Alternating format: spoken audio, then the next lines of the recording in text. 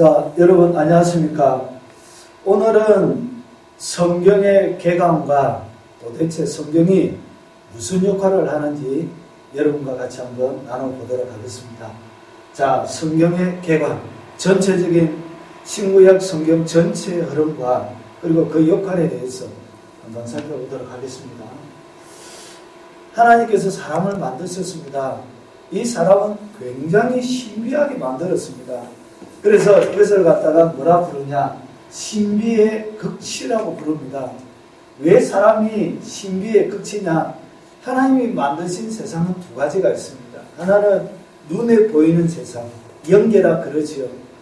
그리고 눈에 보이지 않는 세상, 영계, 그리고 눈에 보이는 세상을 갖다가 물질계라 부릅니다. 영적인 세계, 그러니까 천사들, 하나님 이런 것은 영물이라서 눈에 보이지 않습니다. 그에 반해서 이 땅 가운데 물질계에는 영이 없습니다. 그냥 육체만 이렇게 물질만 존재하는 것이. 그런데 인간이 왜 그렇게 신비에 그치냐? 이 인간 속에는 영적인 것, 영혼과 물질적인 것, 이 육체가 결합되어져 있는 이 세상 창조물 가운데 유일한 것이기 때문에 이것이 바로 신비의 극치입니다. 자, 눈에 드러나 보이는 이런 육체가 신비로운 것이 아니라 눈에 보이지 않지만 분명히 존재하는 이 영혼 속에는 하나님께서 뭘 담아주셨냐? 영원을 사모하는 마음을 담아주셨습니다. 그래서 우리는 변하지 않는 것을 좋아합니다. 한결같은 것을 좋아합니다. 늘 영원한 것을 좋아합니다. 왜 그러냐? 태어날 때부터 영원한 것들을 사모하는 마음을 하나님께서 인간의 영혼 속에 만들어 두셨기 때문에 그런 것입니다. 그래서 이것을 갖다가 좀 어려운 말로 하면 이렇습니다. 날생 얻을 덕, 나면서부터 얻게 되어지는 신에 대한 지식을 이 인간의 영혼 속에 하나님께서 각인시켜 주셨고, 그래서 이 사람들은 끊임없이 절대자를 추구하게 되어져 있는 것입니다. 이 생덕적 신지식 때문에 그런 것입니다. 인간의 죄를 범하고 나서 우리의 이성이 올바른 기능을 할 수 없게 되어졌습니다. 그래서 수많은 사람들이 제한되어져 있는 이 인간의 지식을 가지고 절대자 되시는 하나님을 찾으려고 노력을 많이 했습니다. 가장 많은 사람들이 선택한 것이 뭐냐? 종교라는 것입니다. 종교. 여러분, 언어에는 역사성이 있습니다. 언어의 역사성이라는 것은 뭐냐? 시간이 지나면서 이 근본적인 뜻이 변한다는 것이죠. 이 종교라는 영어의 릴리전이라는 이 단어도 원래는 라틴어에서 나온 것입니다. 렐리갈이라는 단어에서 나왔습니다. 이 원래 이 렐리갈의 이 단어는 하나님과 사람 사이에만 쓰는 고유한 단어였습니다. 그런데 이것이 시간이 거치면서 사람이 무언가를 신앙하는 모든 것들을 가지고 종교라고 부르게 되어진 것입니다. 마치 조선시대에 이 반말이라는 것은 사대부 집안에서 남자와 아내 사이에, 남편과 아내 사이에 쓰는 단어였습니다. 남편이 나가면서 여보 오늘 친구들하고 집에 올 테니 하고 말만 반만하고 갔습니다. 뭐 해달라는 얘기죠? 주한상을 준비해달라 그 말이죠. 그와 마찬가지로 이 반말이라는 단어로 말을 반만한다 해서 원래 반말이었는데 시간이 지나면서 뜻이 변화되어진 것입니다. 종교라는 것도 마찬가지입니다. 여러분, 인류가 아담부터 시작해서 6천여 년의 시간이 지나오면서 수많은 사람들이 종교를 만들어내었습니다. 수많은 종교가 태어났다가 없어지고 또 만들어지고 그럽니다.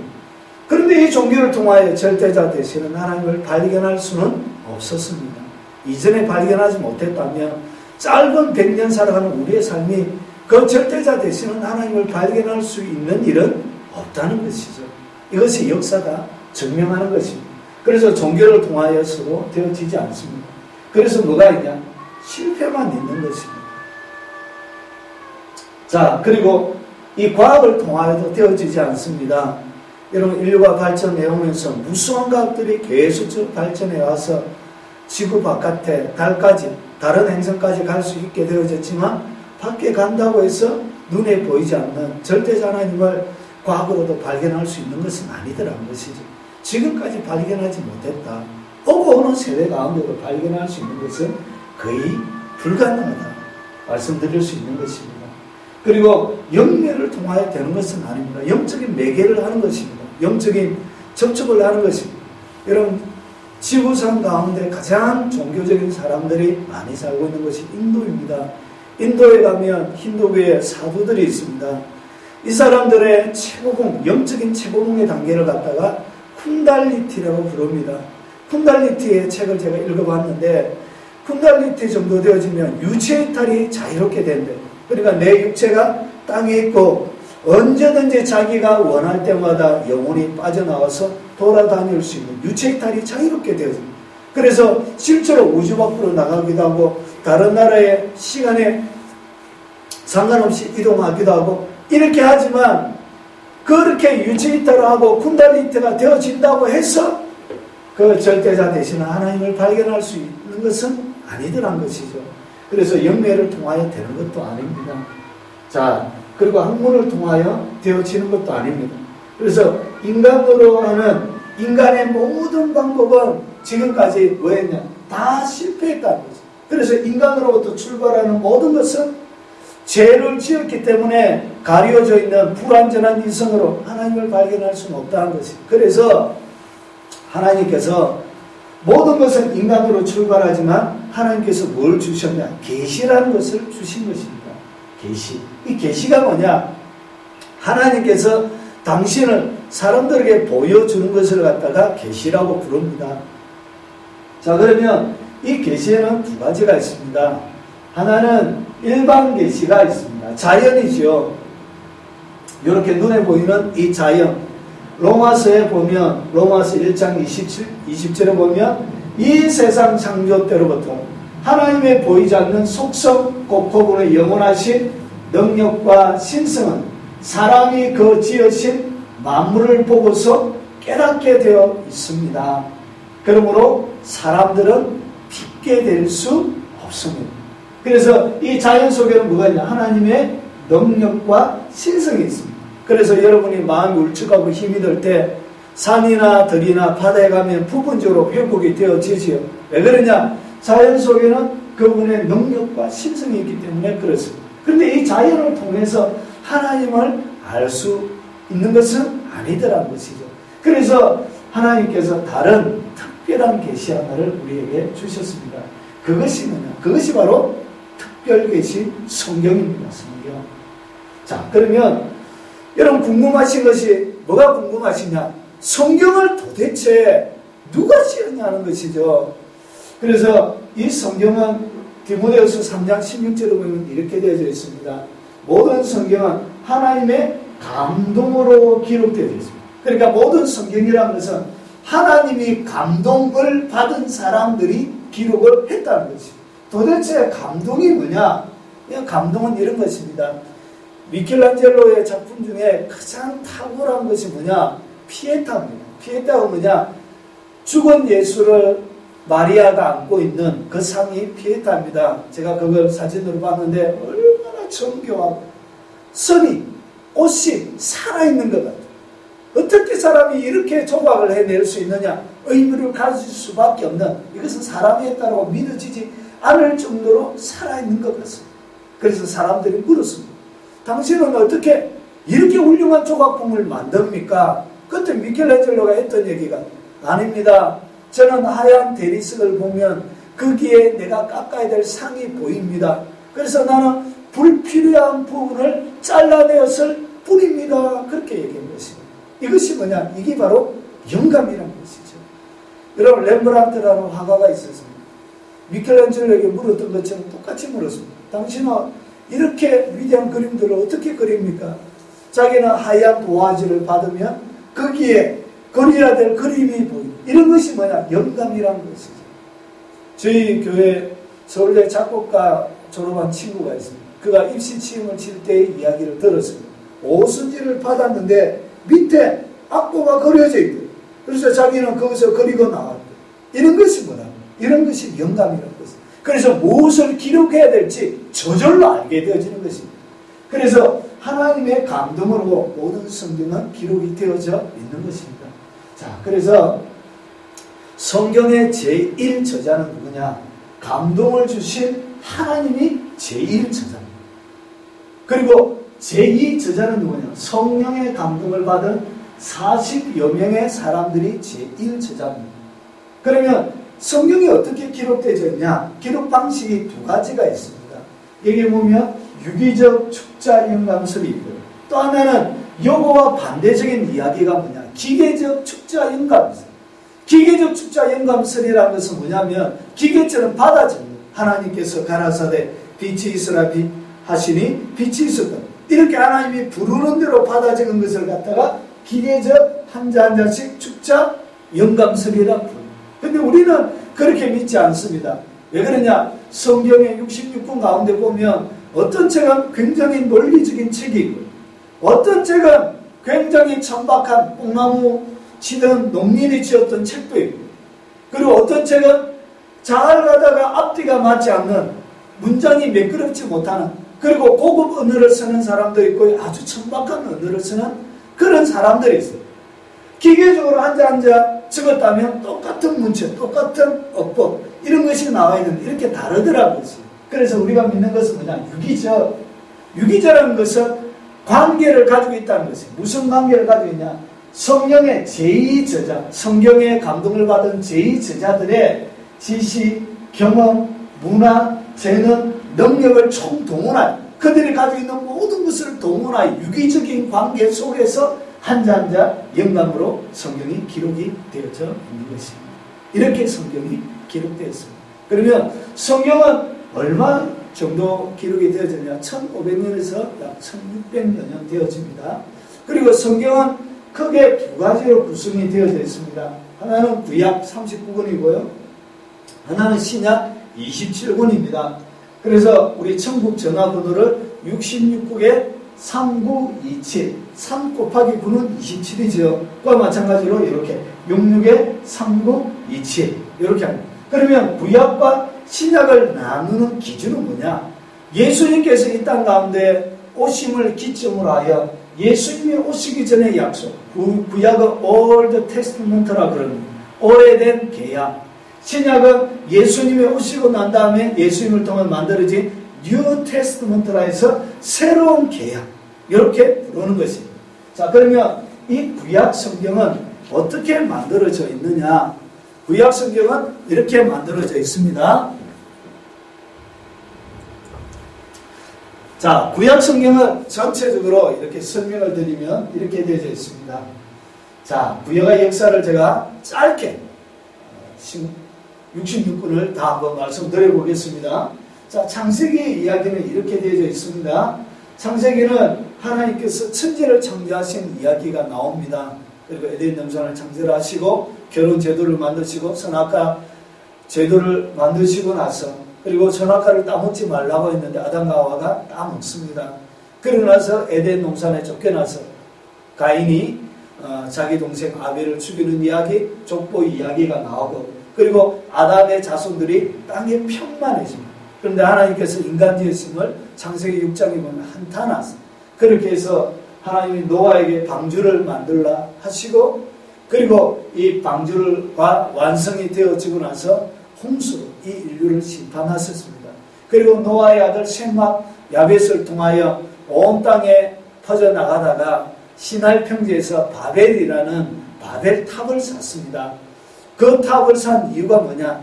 하나님이 물로 세상을 또 심판하며 우리가 죽지 않기 위하여 바벨탑을 샀던 것입니다. 그래서 하나님께서 이 바벨탑을 흩음을 통하여서 무너뜨리고 인류의 언어를 혼잡하게 하셨습니다. 이것이 창세기 11장까지의 이야기입니다. 그러고 나서 하나님께서 아브라함이라는 사람을 선택하시고 그의 아들 이삭, 야곱, 요셉은 야곱의 11번째 아들입니다. 그래서 이 창세기 이야기는 창조, 노왕수, 바벨탑, 아브라함, 이삭, 야곱, 요셉 여기까지가 창조의 이야기입니다. 하나님께서 아브라함에게 뭐라고 약속하셨냐? 너희의 자손이 이방에서 계기되어 430년 동안 있다가 다시 회복되리라고 아브라함에게 약속하신 것을 하나님이 요셉이라는 사람을 애굽에 먼저 보냅니다. 노예로 팔아서. 그리고 이 요셉이 국무총리가 되어지고 11명이 내려가서 400년의 기간이 지납니다. 그러고 나서 하나님께서 요셉을 알지 못하는 왕이 등장하고, 이 원래 요셉을 알지 못하는 이 왕조는 애굽의 본 왕조가 아니었습니다. 이방에서 들어온 왕조이기 때문에 얼마든지 무너질 수 있었습니다. 그래서 이 이스라엘 백성들이 너무나 많이 번식하고 인구가 많아지고, 혹여 이 전쟁이 일어날 때 다른 편에 쓰면 나라 자체가, 존립 자체가 위험하기 때문에 어떻게 했냐, 심한 노가다나 핍박을 통하여 이 민족 말살 정책을 펴니다. 남자아이들이 태어나면 산파들에게 죽이라 명령하고 강에다가 빠뜨려서 죽이라 하고, 그런 중에 이스라엘 백성들이 하나님 앞에 기도합니다. 그래서 창세기와 출애굽기 사이에는 430년의 텀이 있습니다. 그래서 하나님 앞에 기도하여 하나님의 도움을 구했는데, 그때 보내준 사람이 누구냐? 모세입니다. 이 모세를 통하여 애굽을 출애굽합니다. 출애굽이 뭐냐? 나올 출입니다. 한문으로. 그래서 애굽을 나오는 이야기입니다. 바로왕이 쉽게 보내지 않았습니다. 그래서 피, 개구리, 이 파리, 독도, 악창, 우박, 메뚜기, 어감, 장자의 죽음 해서 10가지의 재앙을 통하여 이 이스라엘을, 애굽을 하나님께서 심판하시고 혼내시고 나서 손을 들고 드디어 출애굽을 해서 어디까지 오냐? 시내산까지 옵니다. 이것이 출애굽기 19장, 20장에서 모세의 10계명부터 해서 율법을 받습니다. 그리고 성막을 하나님께서 만들으라고 명령하시고, 어떻게 성막을 만드는지 상세한 설명과 그리고 그 약속의 말씀을 따라 1년 동안 머물면서 성막을 완성하여 성막 봉헌식을 합니다. 이것이 바로 출애굽기입니다. 그리고 모세가 시내산에서 올라가서 받았던 모든 율법을 모아놓은 것이 뭐냐? 그게 바로 레위기입니다. 그리고 민수기는 뭐냐? 영어로 넘버입니다. 1장부터 10장까지 사람의 인구 숫자를, 20세 이상의 사람의 이름들을 쫙 기록합니다. 그러고 나서 가데스 바냐에서 하나님의 약속의 땅, 그 약속의 땅에 들어가서 땅을 40일 동안 정탐합니다. 여호수아와 갈렙 외에 부정한, 하나님의 약속을 믿지 못하는 보고를 합니다. 그래서 하나님을 향하여 원망하고 울다가 하나님이 그 심판으로 40일을 계산하여 1년 계산해서 40년 동안 광야를 도는 이야기가 민수기입니다. 20세 이상의 모든 사람들이 죽고 나서 그 다음에 하나님이 새로운 세대가 섰습니다. 그래서 그 새로운 세대에게 모세가 5번의 설교를 담아서 하나님의 받았던 율법을 새롭게 설명하는 것이 신명기입니다. 모세가 죽고 나서 여호수아가 가나안에 들어갑니다. 그래서 가나안을 정복하는 이야기, 땅을 나누는 이야기가 여호수아의 당대의 장로들이 다 죽고 나서 사사기 시대인데, 이 사사기 시대는 하나님의 복을 주셨습니다. 복을 주면 그 복 때문에 타락했습니다. 타락하니까 하나님께서 남겨놓은 이방인을 들어서 이스라엘을 심판하고 힘드니까 하나님 앞에 회개합니다. 회개해서 하나님 도와주세요. 이렇게 하니까 하나님이 회개했던 이스라엘 백성들을 구원하기 위하여 보낸 사람을 갖다가 사사라 부릅니다. 그래서 12명의 오세, 도라, 입빔, 엘람, 삼에서 12명의 사사들이 나오는 이야기가 바로 사사입니다. 사사기 시대에 루시나는 이방 여인이 다윗의 정주모가 되는 이야기가 바로 룻기입니다. 그리고 사사기 시대에 말년에 아기를 낳지 못하는 한 여인이 있었습니다. 그래서 그 여인의 하나님 앞에 울면서 기도하여 낳았던 아들이 누구냐? 그 아들이 바로 사무엘입니다. 그래서 이 사무엘상의 이야기는 뭐냐? 사무엘의 이야기가 10장에 나오고, 그리고 이 사무엘을 통하여 사울과 다윗에게 기름 부어서 왕으로 삼습니다. 그리고 사울의 죽음으로 사무엘상의 이야기는 끝납니다.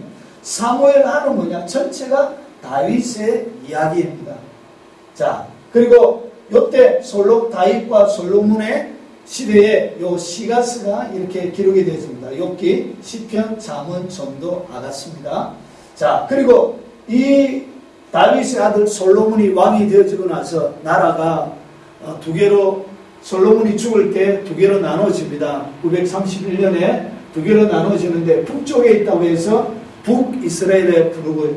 그리고 남쪽에 있다고 해서 남유다라고 부릅니다. 자, 남유다.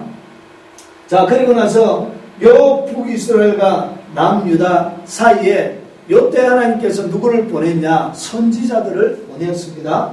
그래서 북이스라엘과 남유다의 왕들의 이야기를 모아놓은 것이 열왕기 상합니다. 그리고 오바댜와 요때 남유 931년쯤에 오바댜와 요엘을 보내서 하나님께서 보내셨습니다. 그리고 북이스라엘이 멸망할 때 하나님께서 3명의 선지자를 보냅니다. 호세아, 창녀를 아내로 삼아서 이렇게 세 자녀를 낳습니다. 이스라엘이 창녀처럼 그렇게 가늠했다는 것을 가르쳐 주는 것입니다. 아모스를 보내가지고 공법과 정의가 없어져서 나라를 심판할 수밖에 없음을 보여주는 것이고, 북이스라엘 마지막 때 하나님께서 요나라는 선지자를 통해서 니느웨에 보냅니다. 니느웨는 그 시대의 아시리아, 그러니까 성경에는 아수르라고 되어져 있습니다. 그 수도에 가서 니느웨를 회개시켜서 그 아수르, 회개한 니느웨 아수르를 통하여 북이스라엘을 멸망시키기 위하여 하나님이 정결하게 보내기 위하여 보냈던 선지자가 바로 요나입니다. 그리고 북이스라엘이 멸망할 때 남유다에 활동했던 선지자가 이사야, 미가, 그리고 722년에 아수르에게 이렇게 멸망을 합니다. 그리고 남유다만 이렇게 남아 있습니다. 그리고 요 열왕기 상하가 있는데, 역대상하가 있는데, 역대상의 이야기는 전체가 사무엘 상하의 이야기와 같습니다. 그래서 다윗의 이야기를 중심으로 남유다의 열왕기 상하와 역대상은 차이가 뭐냐? 열왕기 상하는 북이스라엘과 남유다의 왕들의 전체 이야기지만 역대상하는 남유다의 왕들의 이야기만 모아놨습니다. 그래서 역대하는 북이스라엘의 왕들을 빼고 열왕기 상하에 나오는 남유다의 왕들의 이야기가 기록이 되어져 있습니다. 그러고 나서 남유다도 똑같이 북이스라엘과 같이 하나님 앞에 범죄해서 멸망을 하게 될 때 예레미야를 통해서 돌아오라 그러고, 그리고 요나는 니느웨를 회개시켰던 반면에 나홈은 니느웨에 가서 니느웨의 심판을 이야기했던 선지자입니다. 그리고 스바냐, 하박국, 요 4명의 선지자들을 이렇게 남유다가 멸망할 때 보냈습니다. 그리고 586년에 바빌론에게 남유다도 멸망합니다. 남유다가 멸망할 때 잡혀갔던 선지자가 2명이 있습니다. 그래서 남유다가 멸망할 때 지었던 성경이 예레미야, 에가입니다. 자, 그리고 포로 시기에 활동했던 선지자가 다니엘과 에스겔, 두 사람이 있습니다. 그리고 3번에 걸쳐서 남유다가 잡혀가요. 3번에 걸쳐서 잡혀간 것처럼 회복도 3번에 걸쳐서 이렇게 돌아오게 되어집니다. 그래서 538년에 스룹바벨을 통하여서 이렇게 돌아와서 뭘 만드냐? 성전을 재건합니다. 그래서 성전을 재건하기 위하여 보냈던 선지자가 학개와 스가랴입니다. 그래서 스룹바벨에게 용기를 줘서 스가랴와 학개가 성전을 재건할 수 있도록 그렇게 보내었습니다. 그리고 1차와 2차 사이에 남유다 전체, 이스라엘 백성 전체가 죽게 되어졌습니다. 그때 에스다는 왕후가 이스라엘 백성들을 구원하는 이야기가 에스더입니다. 그리고 2차 458년에 에스라가 등장합니다. 에스라가 이스라엘 백성들을 이끌고 나옵니다. 나와서 1장부터 6장까지는 스룹바벨을 통하여 성전을 재건하는 이야기가 나오고, 7장부터는 이렇게 예루살렘의 계획에 대한 남아있는 하나님의 백성들을 종교 개혁을 에스라가 합니다. 그리고 445년에 하나님께서 느헤미야를 통하여서 성벽, 에스라는 성전, 느헤미야는 성벽을 건축하는 이야기가 나오게 되어집니다. 그리고 나서 400년경에 말라기 선지자를 통하여 선지 엘리야를 먼저 보내겠다, 예수님 전에. 이렇게 해서 구약은 이렇게 전체적으로 39분의 이야기는 이렇게 구성이 되어져 있습니다.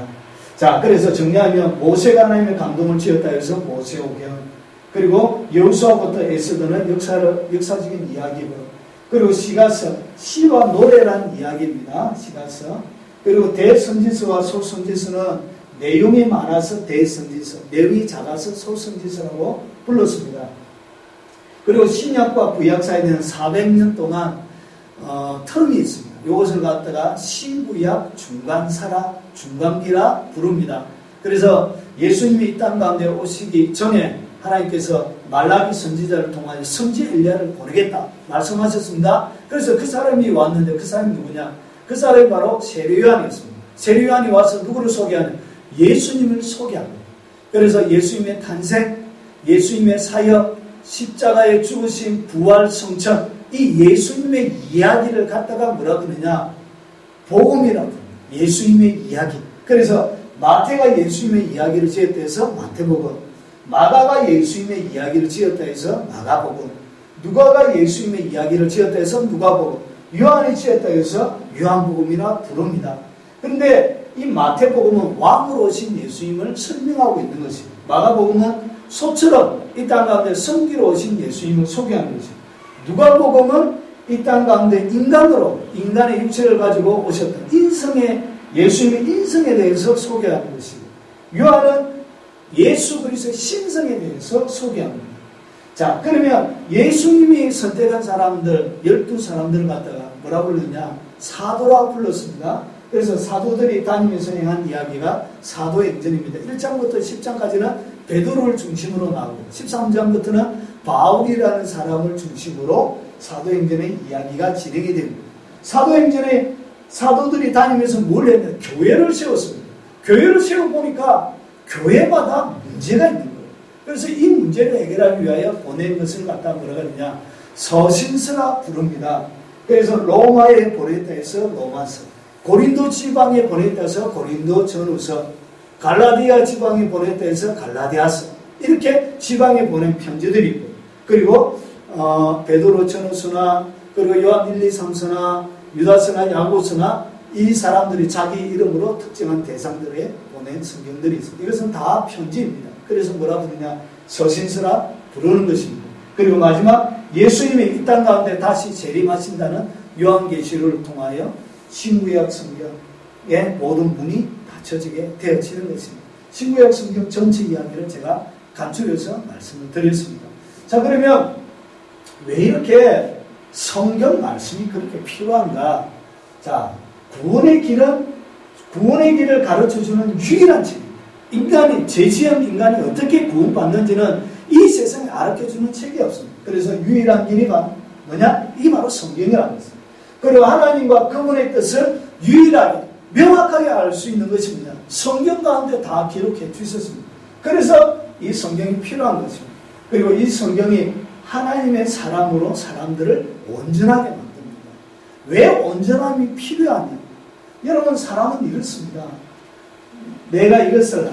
말세에 고통하는 때가 있고, 사람은 이렇게 여기에 열거되어져 있는 것처럼 완전하지 않습니다. 그래서 몇 가지 살펴보면, 여러분, 사람은 자기를 사랑합니다. 자기애를 가지고 있습니다.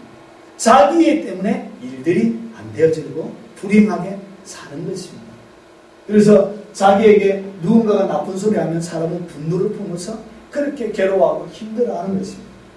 그리고 이런 말세 때는 돈을 사랑합니다. 돈 앞에 형제, 부모, 뭐가 아무것도 없습니다.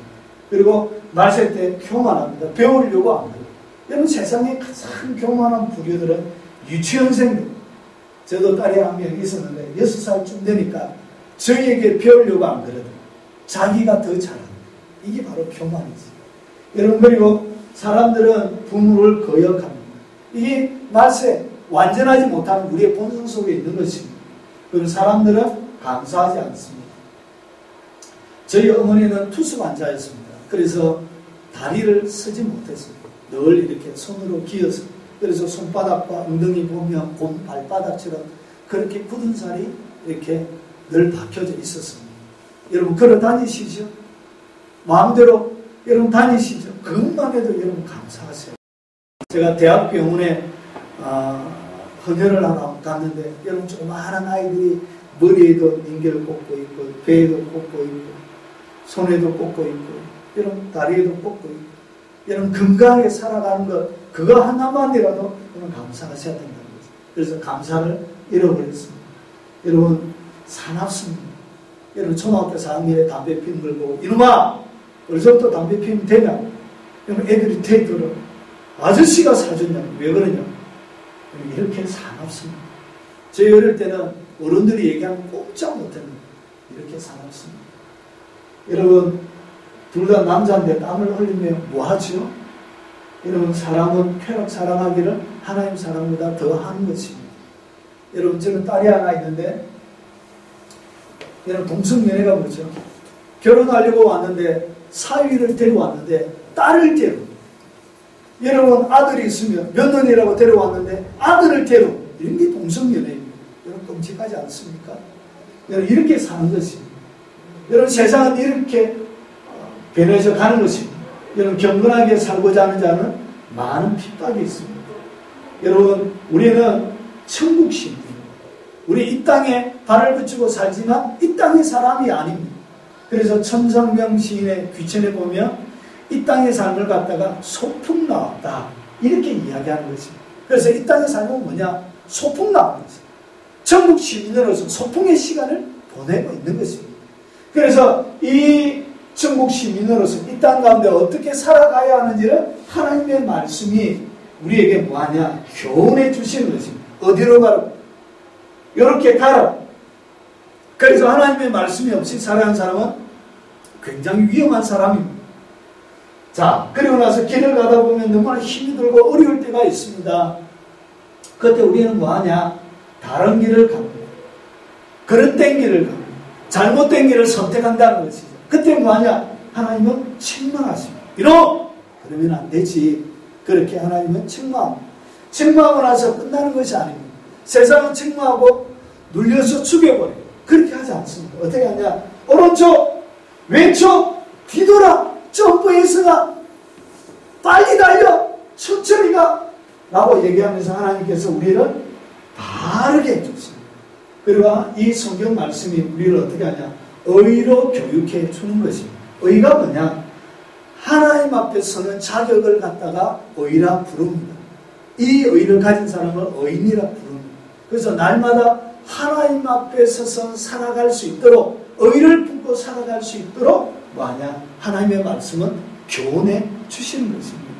그래서 신앙생활을 잘하는 최고의 비법은 뭐와 관계가 있느냐? 성경 말씀과 어떤 관계를 가지고 있느냐가 신앙생활을 잘하는 이 인생을 가장 안전하게 살아가는 방법입니다.